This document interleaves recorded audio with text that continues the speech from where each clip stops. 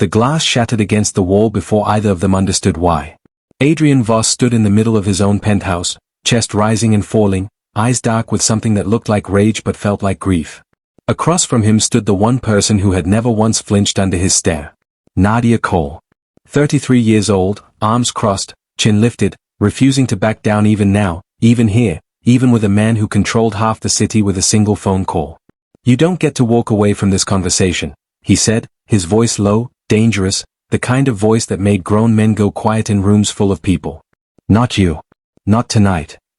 "Then stop talking to me like I'm one of your soldiers," she snapped back. "I'm not afraid of you, Adrian. I never have been." He stepped closer.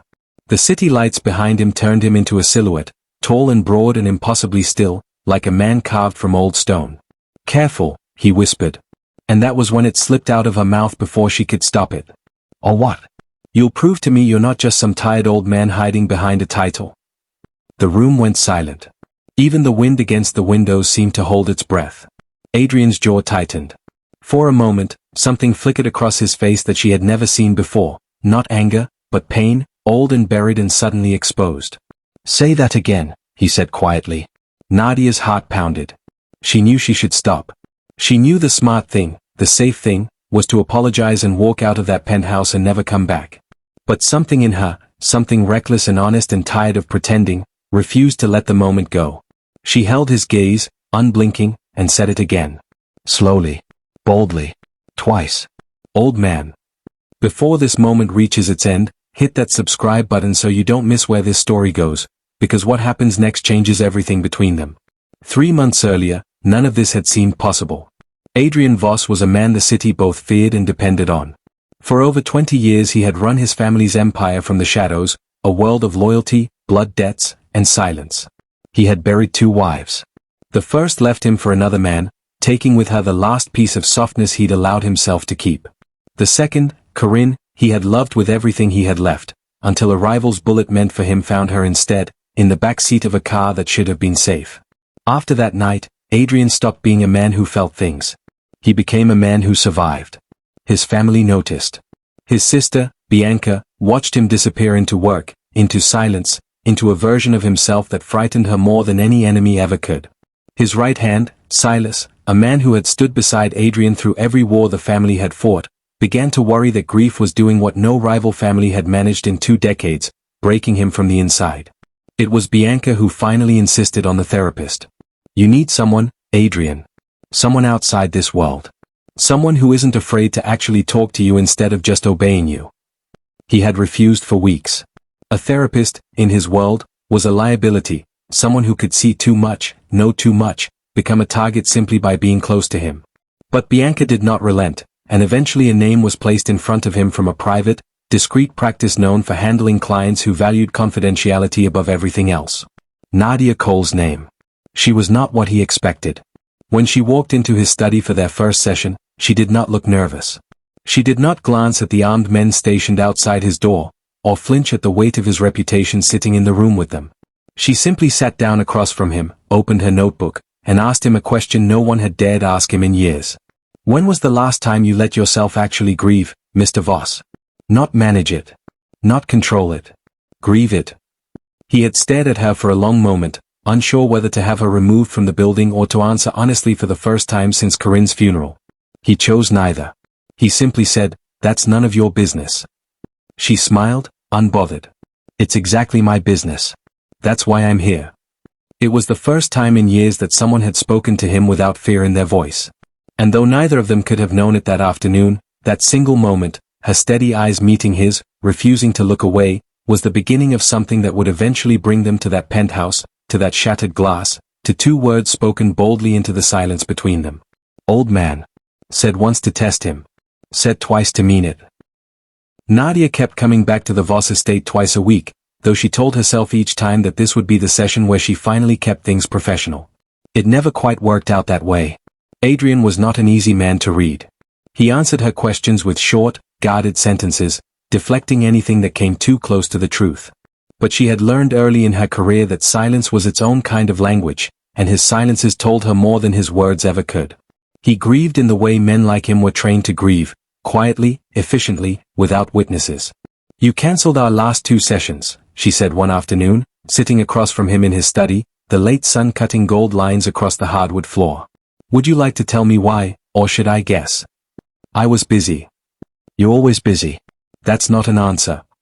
He looked at her then, really looked at her, the way he rarely allowed himself to look at anyone. Careful, Miss Cole. You're starting to sound like you actually care. It's my job to care, she said simply. Whether you make that easy or not. Something shifted in his expression, quick and unguarded, gone before she could name it. He stood and walked to the window, hands in his pockets, shoulders tight beneath his tailored jacket. My wife used to sit in that chair, he said quietly. Corinne. She'd read there in the evenings, right where you're sitting now. Nadia said nothing. She had learned that grief, given room to breathe, often spoke louder than any question she could ask. I still expect to see her there sometimes, he continued. Then I remember. That's not weakness, Adrian. That's love that hasn't finished saying goodbye. He turned to face her, and for a moment the distance between the powerful boss and the guarded man collapsed into something smaller, more human. You're the only person who talks to me like I'm allowed to still feel things. Because you are, she said. No matter what the world outside that door expects of you. It became harder, after that afternoon, for either of them to pretend the sessions were only professional. Nadia noticed she was choosing her outfits more carefully on the days she visited the estate. Adrian noticed he was clearing his schedule earlier than necessary, just to have more time before she arrived, more time that stretched comfortably past the hour they were supposed to keep. Bianca noticed too. You're different since she started coming here, his sister said one evening, watching him from the doorway of his study as he straightened papers that didn't need straightening. Lighter. I haven't seen you like this since before Corinne. She's my therapist, Bianca. Nothing more. I didn't say it was something more. Bianca's eyes were knowing, the kind of look only a sibling could give. I just said you're different. Make of that what you want. Adrian didn't respond, because he didn't trust himself to say something that wasn't a lie. Silas trusted the arrangement even less than Bianca did, though for entirely different reasons. He had built his loyalty to Adrian on decades of watching enemies use every possible weakness against the family, and in his eyes, closeness was always a weakness waiting to be exploited. You don't know anything about this woman beyond what her file says, Silas told him one night, standing in the doorway of Adrian's office with the particular stillness of a man used to guarding against threats before they arrived. You've let her into rooms you don't let family into. She's a professional. My sister vetted her practice herself. Professionals don't make bosses smile at nothing in the middle of the afternoon. Silas's voice was low, careful, the warning of a man choosing his words with precision. I'm not telling you what to do, Adrian. I'm telling you to be careful. In our world, the people closest to us are the ones with the sharpest knives. Adrian didn't argue, because some small, guarded part of him knew Silas wasn't entirely wrong to worry. But another part of him, a part he had thought long buried with Corinne, had begun waking up every time Nadia walked into a room, and he was no longer certain he wanted it to go back to sleep. Weeks passed. The sessions grew longer, the silences between them warmer, the space separating doctor and patient thinner with every visit. Neither of them spoke of it directly. Neither of them dared to. But on the nights Nadia drove home from the estate, she found herself thinking about him long after the gates closed behind her, the weight in his voice when he spoke of Corinne, the rare unguarded moments when his walls came down just enough to let her see the man underneath the reputation. And on the nights Adrian sat alone in his study, staring at the empty chair across from his desk, he found himself waiting for Tuesday, and then Thursday, far more eagerly than a man in his position had any right to. Neither of them yet understood how quickly that quiet, careful distance was about to collapse. The night everything nearly changed began with a phone call that shattered the quiet Nadia had grown used to. It was almost midnight when her phone rang, Bianca's name flashing on the screen, her voice tight with fear. There was a shooting near the warehouse district. Adrian was there. He's alive, but Nadia, I don't know who else to call. He won't let anyone near him except Silas, and Silas doesn't know how to talk to him like this. Nadia was in her car within minutes, breaking every speed limit she had ever respected, her heart hammering against her ribs with a fear that had nothing to do with professional obligation and everything to do with something she hadn't let herself name yet. She found him in his study, a bandage wrapped hastily around his upper arm, blood staining the sleeve of his shirt, his eyes distant in a way she had never seen before. Silas stood near the door, arms crossed, clearly out of his depth with anything that couldn't be solved with a weapon. Give us a minute, Nadia said quietly, and Silas, after a long look at Adrian, stepped out and closed the door behind him. "You shouldn't be here," Adrian said, not looking at her. "This isn't therapy. This is my world showing you exactly what it is." "I don't care what it is."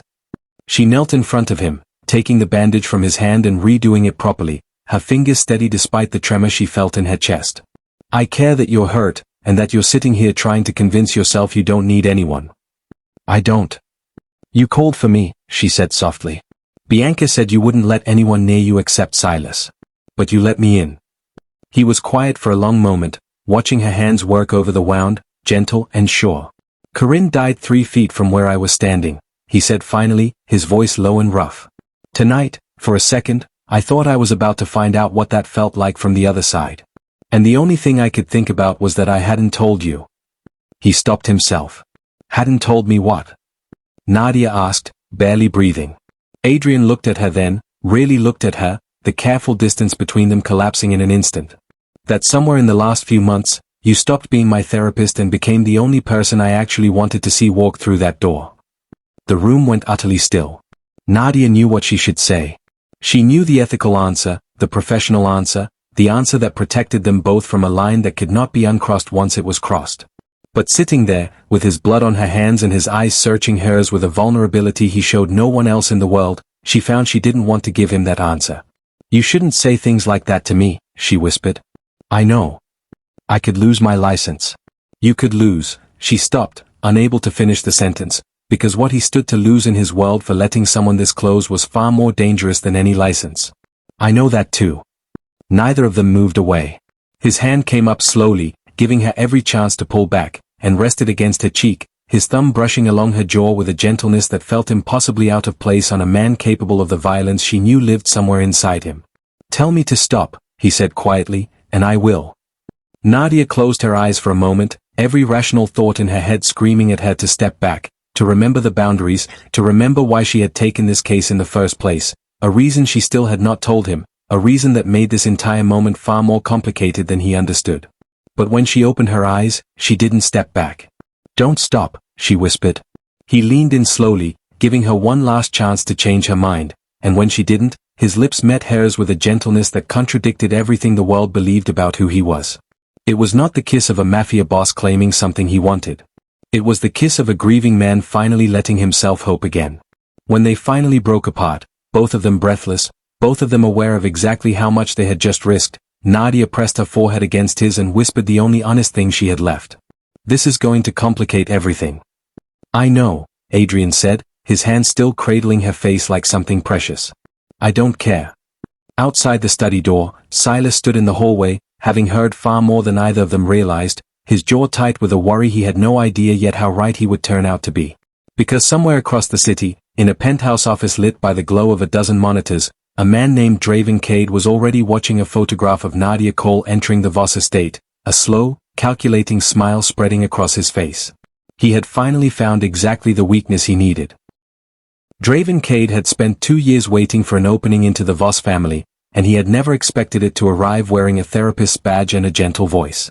He had lost territory to Adrian's family more than once over the years, and each loss had sharpened his patience rather than his recklessness. He was not a man who acted out of anger. He was a man who watched, who gathered information the way other men gathered weapons, until the moment arrived when a single well-placed move could undo everything his rival had built. Nadia Cole was that move. His people had followed her for weeks once her visits to the Voss estate became frequent enough to notice. They knew her schedule, her apartment, the coffee shop she visited most mornings before her sessions. And now, thanks to a photograph taken through a long lens outside the estate gates, they knew something far more valuable, that whatever existed between her and Adrian Voss had crossed a line that made her not just useful, but essential. He arranged to meet her the way careful men arranged everything, accidentally, on purpose. She was leaving the coffee shop near her apartment when a man in an expensive coat fell into step beside her, his presence polite but unmistakably deliberate. "Miss Cole, I wonder if I might have a moment of your time." "I don't know you," she said carefully, already reaching for the pepper spray in her bag out of old habit. "No," he agreed pleasantly. "But you know the man I've come to talk about. Adrian Voss." Nadia stopped walking. "Who are you?" "Someone who understands his world far better than you do, I suspect." Draven's smile was warm, disarming, the kind of smile that had convinced far more dangerous people than her to lower their guard. "I'm not here to hurt you, Miss Cole. I'm here to offer you a choice, before the choice is made for you by people far less patient than me. I'm not interested in whatever you're selling. You should be. Because right now, you're standing exactly where Corinne Voss stood 2 years ago, and we both know how that story ended." His voice dropped, almost gentle, almost kind, which made it somehow more frightening than a threat shouted aloud. "I can protect you from what's coming, Ms. Cole. Or I can let you find out the hard way what happens to the women who get close to Adrian Voss." Nadia's blood ran cold, but she kept her voice steady. "Is that a threat?" "It's a warning," Draven said. "There's a difference, though I understand it might not feel like one." He handed her a card, plain, with only a phone number printed on it. "Think about what I've said. When you're ready to have an honest conversation about what you actually want out of this, safety, or a slow walk toward the same ending Corinne got, call that number." He walked away before she could respond, leaving her standing on the sidewalk with her heart pounding and her hands trembling around a card she desperately wanted to throw away and couldn't quite make herself release. She didn't tell Adrian right away. Part of her told herself it was because she didn't want to worry him with something that might be nothing more than an attempt at intimidation. But a quieter, more honest part of her knew the truth. She was afraid that telling him would mean admitting how deep she had already let herself fall, and how much she now stood to lose. Silas noticed the change in her almost immediately during her next visit to the estate, the careful distance in her eyes, the way her hand trembled slightly when she reached for her tea. He said nothing to Adrian at first, choosing instead to watch, the way he watched everything, waiting to see whether his instincts about her had been right from the beginning. It was Bianca who finally coaxed the truth out of her, catching Nadia alone in the hallway after a session that had felt shorter and more distracted than usual. "Something happened," Bianca said, not as a question. "You've been different since Tuesday." Nadia hesitated only a moment before the whole story came pouring out. The man on the sidewalk, the card, the warning wrapped inside a threat about Corinne. Bianca's face went pale and then hard, the same controlled fury Nadia had seen flicker across Adrian's face more than once. "You need to tell my brother," Bianca said. "Tonight. Whatever this is between you, he deserves to know you're in danger because of it. I don't want to be the reason something happens to him." "Nadia." Bianca took her hands, her voice softening. "You already are the reason something might happen to him. Not because you did anything wrong, but because that's what loving someone in this family means. He needs to know, so he can protect you the way he'd want to." That night, sitting across from Adrian in his study with the card from Draven Cade resting on the table between them, Nadia watched the warmth drain from his eyes and something colder, more dangerous take its place, not directed at her, but at the man who had dared to threaten her. "You should have told me the moment it happened," he said quietly. "I was afraid of what you'd do." "You should be more afraid of what I'll do to him," Adrian said, his voice deadly calm, "than of anything he could ever do to you. I already lost one woman to this war, Nadia. I am not losing another." Outside, the city lights blurred against the rain-streaked windows, and somewhere across town, Draven Cade waited patiently for his phone to ring, confident that fear, given enough time, always found a way to make people move exactly where he wanted them. The weeks after Draven Cade's warning changed the rhythm of everything between them. Adrian doubled the security around the estate and insisted on having Nadia driven by his own men rather than allowing her to drive herself. He grew quieter, more watchful, carrying the particular tension of a man calculating threats in every direction at once. Nadia told herself she understood, that this was simply who he was, a man built by a world that punished carelessness with blood. But understanding it didn't make it easier to live inside of. Their sessions, once the one place where the walls between them came down, began to feel strained under the weight of everything neither of them was saying. Adrian kept information from her that he once would have shared freely, insisting it was to keep her safer, unaware. Nadia, in turn, kept her own fear buried, unwilling to admit how much Draven's warning about Corinne had settled itself permanently into the back of her mind. The distance grew slowly, the way distance always did, not through one dramatic betrayal, but through 100 small silences neither of them corrected in time. It came to a head on a Thursday evening in his penthouse, a private space above the estate that Adrian rarely used except when he needed to think without the eyes of his entire household watching him do it. He had asked her to meet him there instead of the study, and Nadia had arrived expecting conversation, not the storm that was waiting for her. "Silas tells me you've been asking questions," Adrian said the moment she stepped through the door, his voice tight, controlled in the way that meant he was holding something back. "About Draven. About what he offered you." I wanted to understand what I was walking into. That's not a betrayal, Adrian, that's self-preservation. It's dangerous. Every question you ask about that man is a question that puts you closer to him. I'm already close to him whether I ask questions or not, Nadia shot back, her own fear finally breaking loose as anger. He knows my address, Adrian. He knows my coffee shop. He knows exactly what I am to you. Pretending I can stay safe by staying ignorant isn't protection, it's control. It's keeping you alive. It's keeping me in the dark, which is exactly what got Corinne killed, isn't it? Kept away from the truth until it was too late to protect herself. The words landed like a blow, and she regretted them the instant they left her mouth, watching something crack behind his eyes. You don't get to use her against me, he said, his voice dropping low and dangerous, the voice she imagined his enemies heard right before everything went wrong for them. Then stop treating me like something fragile that needs managing instead of someone who deserves the truth. He stepped closer, the city lights behind him turning him into a silhouette, tall and unmoving. You don't get to walk away from this conversation, he said. Not you. Not tonight. Then stop talking to me like I'm one of your soldiers, she snapped. I'm not afraid of you, Adrian. I never have been. Careful, he whispered, closing the distance between them until there was almost none left. And that was when it slipped out of her mouth before she could stop it, the exhaustion and fear and love all tangled together into something cruel. Or what?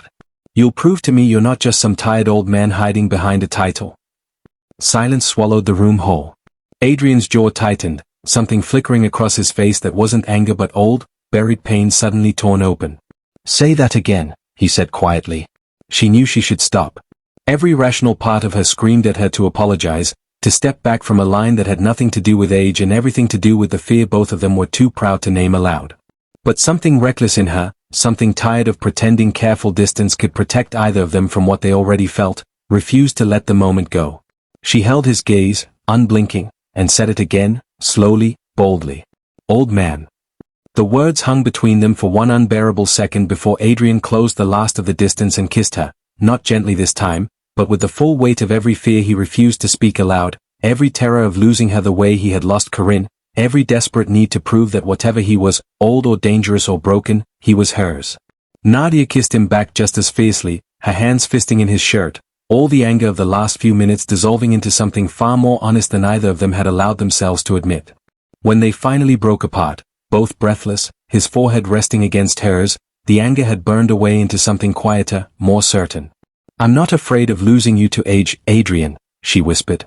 I'm afraid of losing you to a war I can't fight for you. Then let me fight it, he said, and trust me enough to let you help me carry it, instead of hiding you from it.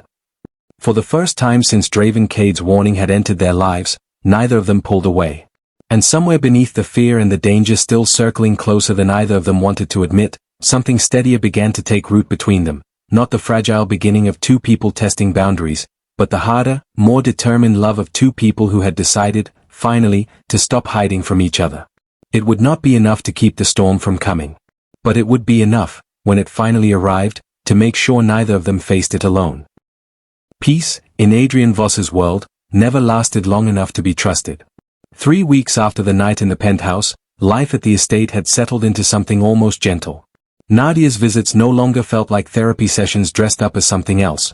They had simply become part of the rhythm of his days, mornings that started with her voice in the kitchen, evenings that ended with her hand in his. Bianca watched the change in her brother with quiet relief. Even Silas, though still cautious, had begun to soften toward the idea that Nadia might not be the liability he once feared.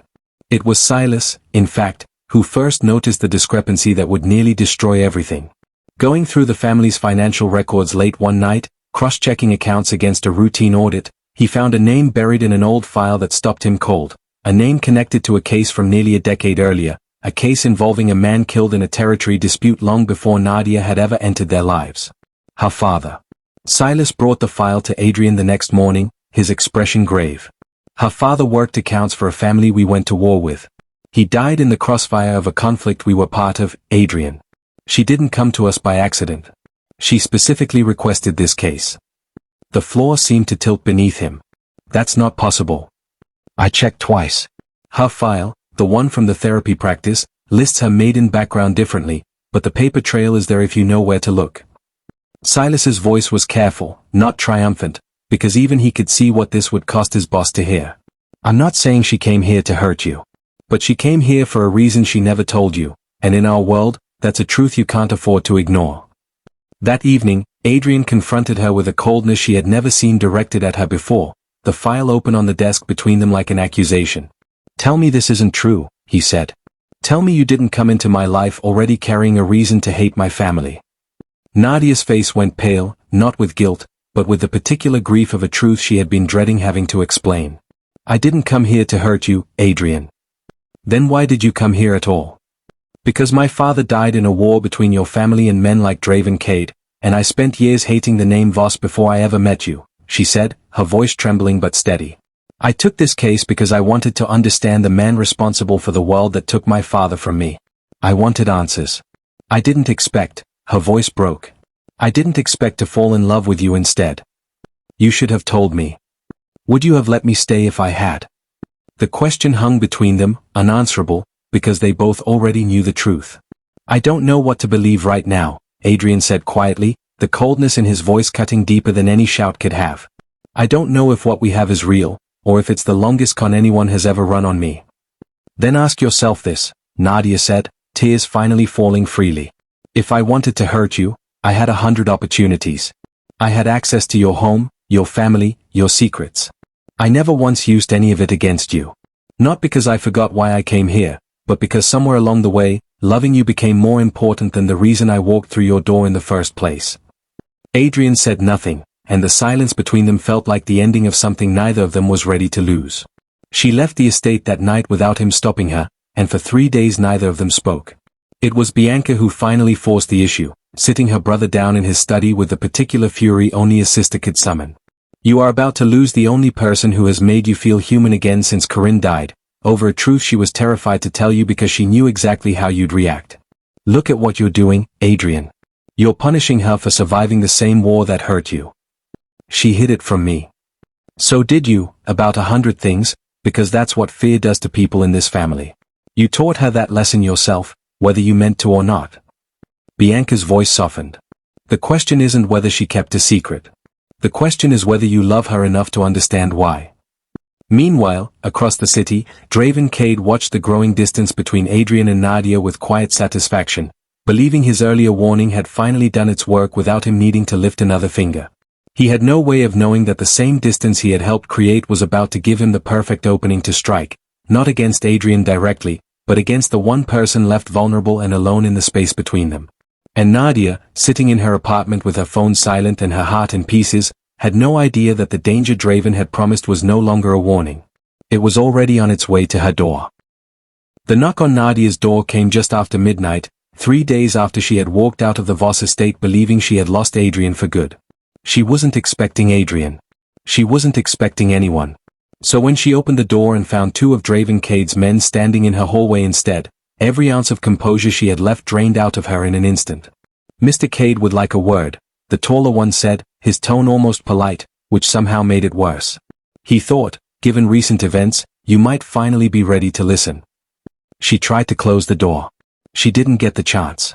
Across the city, Adrian sat alone in his study, staring at the same file that had torn his world apart 3 nights earlier, when Silas burst through the door without knocking, his face grim in a way that made Adrian's blood run cold before a single word was spoken. Nadia's phone went dark 20 minutes ago, Silas said. Her building's security footage shows 2 of Cade's men entering her apartment. She's gone, Adrian. Every ounce of doubt that had clouded Adrian's judgment for the last 3 days burned away in an instant, replaced by something far more dangerous and far more certain, the terror of losing someone he loved to the same war that had already taken Corinne, and the absolute refusal to let it happen twice. Get the car, he said, already moving. And get every man we have. Tonight, we finish this. Draven Cade had chosen an old warehouse near the docks for the meeting, a location he had used before for business he preferred to keep quiet, confident that Adrian's grief-clouded judgment would keep him from acting quickly enough to matter. He had underestimated exactly how much had changed in the weeks since his first warning to Nadia. He had not accounted for a man fighting not out of pride, but out of love. Adrian arrived with Silas and a dozen of his most trusted men just before 2 in the morning, moving through the warehouse with the calculated precision of a man who had survived 2 decades of wars far worse than this one. Draven, for all his patience and planning, had not expected Adrian to arrive so fast, nor so prepared. "You're late," Draven said calmly, standing beside the chair where Nadia sat, hands bound but unharmed, her eyes finding Adrian's the moment he stepped into the light. "I was beginning to think you didn't care enough to come." "Let her go, Draven. This is between us. It always has been." "On the contrary." Draven's smile was thin, cold. "This became about her the moment you let her get close enough to matter. That was your mistake, Adrian. Loving someone in this life is always a liability. I'm simply here to prove it." "You're here," Adrian said, stepping closer, his voice deadly calm, "because you've spent 2 years too afraid to challenge me directly, so you went after the one thing you thought would break me instead. But you miscalculated something, Draven." "Did I?" "You made me remember exactly what I'm capable of when someone I love is in danger." Adrian's eyes didn't waver. "I stopped being careful the moment your men touched her door." What followed was fast, brutal, and over before Draven's own men, outnumbered and outmatched by Adrian's preparation, could do more than reach for their weapons. Silas moved first, disarming the man nearest Nadia before he could raise a hand toward her, while Adrian closed the distance to Draven himself, years of restrained fury finally given permission to surface. It ended not with more bloodshed than necessary, but with Draven Cade on his knees, his empire crumbling around him as Adrian's men secured the warehouse, and a quiet, absolute understanding passing between the two rival leaders that this war, finally, was over. Adrian didn't wait for the aftermath to be finished before crossing the room to Nadia, cutting her hands free himself, his own trembling in a way she had never seen from him before. "I'm sorry," he said, before she could speak, his forehead resting against hers the way it had that night in the penthouse. "For the doubt. For the 3 days I let pride keep me from you when I should have been fighting for you instead. I don't care why you walked through my door the first time, Nadia. I only care that you're the reason I want to keep walking through it every day after this. I should have told you the truth from the beginning," she whispered, tears finally falling freely, relief and love tangled together in her voice. "I was so afraid of losing you that I almost lost you anyway." "You're not losing me," Adrian said, pulling her into his arms, holding her the way a man holds something he nearly lost and refuses to ever risk losing again. "Not to Draven. Not to the past. Not to anything, ever again." Months later, the estate looked different, lighter somehow, filled with a warmth it hadn't held since long before Corinne's death. Bianca often joked that she'd never seen her brother smile so easily, and Silas, though he would never fully admit it aloud, had come to trust Nadia not just as someone Adrian loved, but as someone who had made their entire family stronger simply by refusing to give up on him. On a quiet evening on the penthouse balcony, the same place where 2 words had once nearly torn them apart, Adrian pulled Nadia close as the city lights spread out beneath them, and murmured against her hair, "Say it again." She laughed, the sound warm and unguarded, nothing like the bold defiance of that first night. "Old man?" "Every time," he said, smiling in a way the world rarely saw. "As long as it's you saying it." And for the first time in years, Adrian Voss believed, without doubt, that love had finally won. If this story moved you, don't forget to like, subscribe, and drop a comment telling us which chapter hit you the hardest, and stay close, because more stories like this one are on the way.